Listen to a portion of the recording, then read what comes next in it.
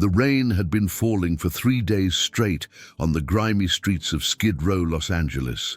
A bone-chilling November rain that felt like needles piercing your skin. Under the rusted awning of an abandoned storefront, the air hung thick with the stench of wet garbage, diesel fumes, and something rotten that seemed to cling to everything. The flickering streetlights above cast jaundiced circles of light, reflecting off the puddles like shattered glass. The distant hum of traffic blended with the relentless drumming of rain on corrugated metal roofs, creating a rhythm that was almost hypnotic, almost numbing. It was one of those nights that shrinks you down to nothing. One of those nights that slams home how alone you can be, even in a city of millions. A night when anything could happen, and something was about to. Marcus James Walker, 17 years old, though his eyes held the weight of decades. He sat huddled against the cold, graffitied wall, his threadbare grey hoodie soaked through, a dull ache gnawing at his empty stomach, an ache so constant it had become a part of him. His mother, gone to an overdose when he was 13. His father, vanished long before that, group homes, a revolving door of neglect and indifference, until he ran. 2 years on the streets had carved a roadmap of hard lessons onto his soul, lessons no kid should ever have to learn. But even after everything, Marcus clung to something that most in his situation lost, a stubborn belief that people, even the most broken ones, were still worth saving. That kindness, even the smallest act, still mattered. His mother, in her few fleeting moments of clarity, had instilled that in him. Tonight, that belief was about to be tested in the fires. Before we go any further, if you believe in second chances, in paying it forward, and in standing up for those who have nothing, hit that like button, drop a comment, share this video, and subscribe to the channel. Tell us in the comments where you're watching from, because stories like this remind us that heroes don't always wear capes. Sometimes they wear tattered hoodies and sleep under bridges. The roar of the hog came first, a deep, guttural rumble that sliced through the rain like a bolt of lightning. Marcus glanced up just in time to see the Harley barreling around the corner, way too fast. The rider was a mountain of a man, clad in a black leather cut, adorned with patches that even Marcus recognized instantly. Hell's Angels. The iconic red and white Death Head logo was undeniable, but something was off. The bike was weaving erratically. The rider was slumped over, almost unconscious. Then the hog hit a patch of oil slick, invisible under the sheet of rain. The front wheel locked, and everything unfolded in slow, agonizing motion. The Harley slammed down hard, skidding across the rain-slicked asphalt in a shower of sparks.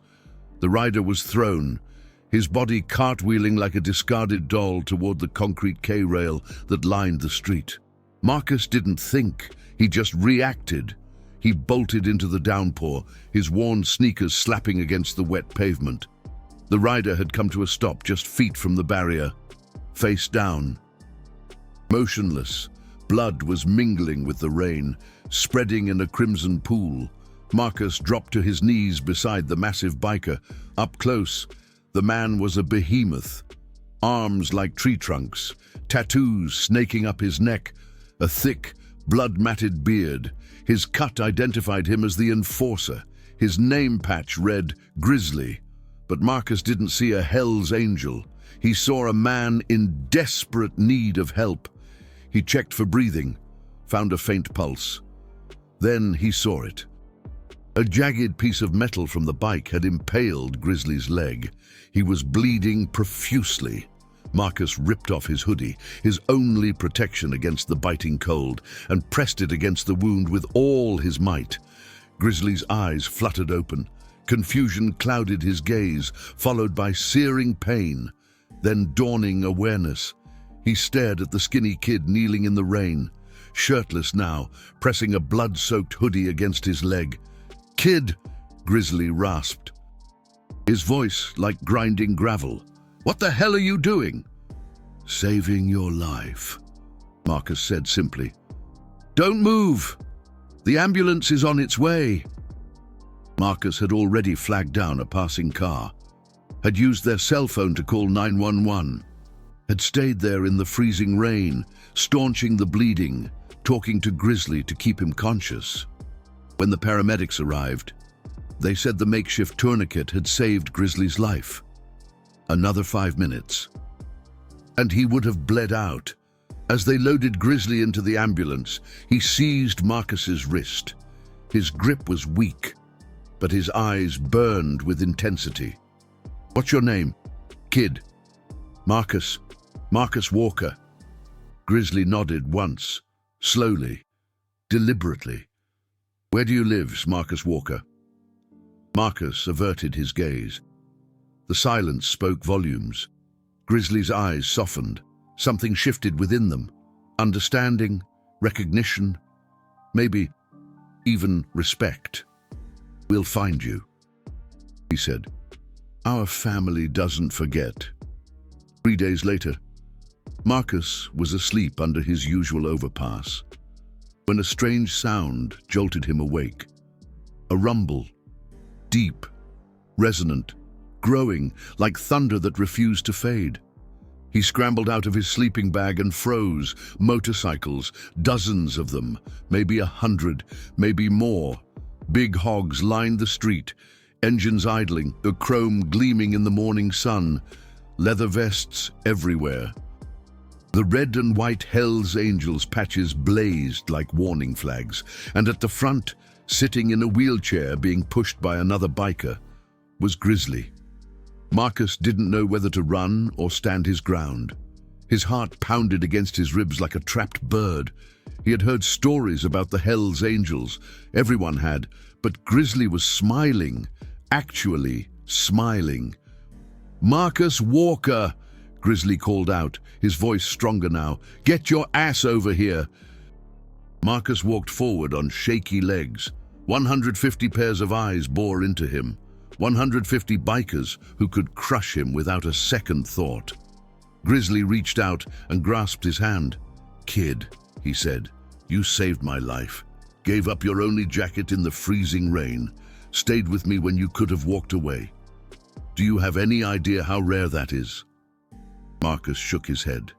He couldn't trust his voice. "Our family doesn't forget," Grizzly continued. "And our family protects its own." He gestured behind him. The bikers began to move, not toward Marcus, toward the underpass, toward his makeshift camp. A woman with silver streaks in her hair and a weathered leather jacket approached carrying bags. Inside were warm clothes, a heavy winter jacket, sturdy boots, gloves, thermal underwear, everything a teenager living on the streets needed to survive.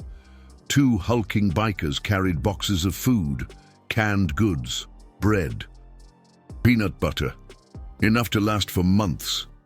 Another biker, older, with kind eyes that belied his tough exterior, handed Marcus an envelope. Inside were documents, an apartment rental agreement, already signed, already paid.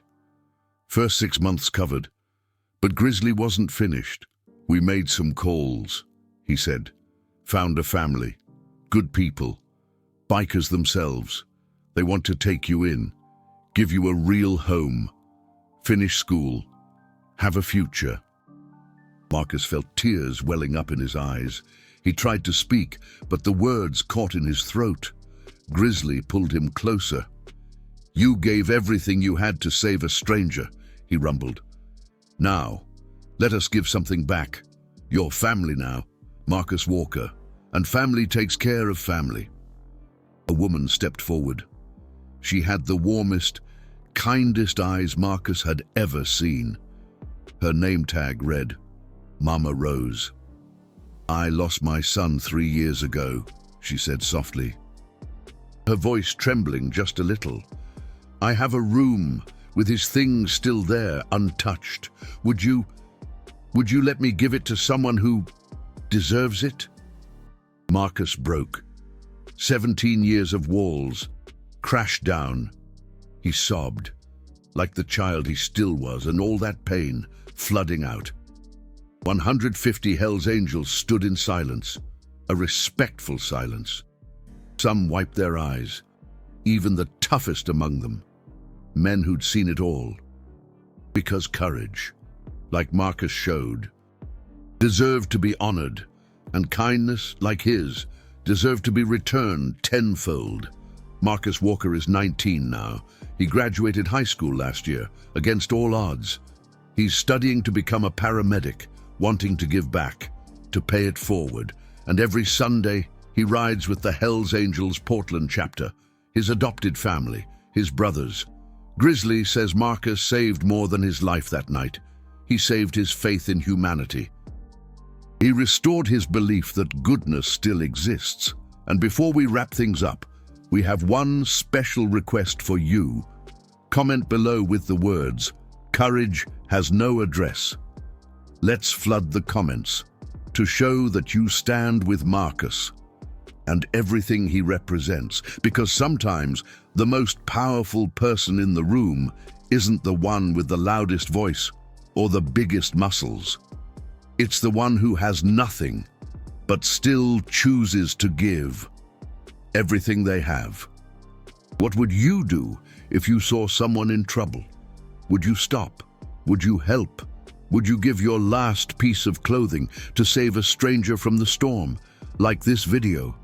If it moved you, share it with someone who needs to hear this story, someone who needs a little hope, and subscribe so you never miss another uplifting tale of human kindness, because kindness doesn't ask where you live, what neighborhood you're from, and courage doesn't care if you're rich or poor, black or white. It only asks if you are willing to open your heart.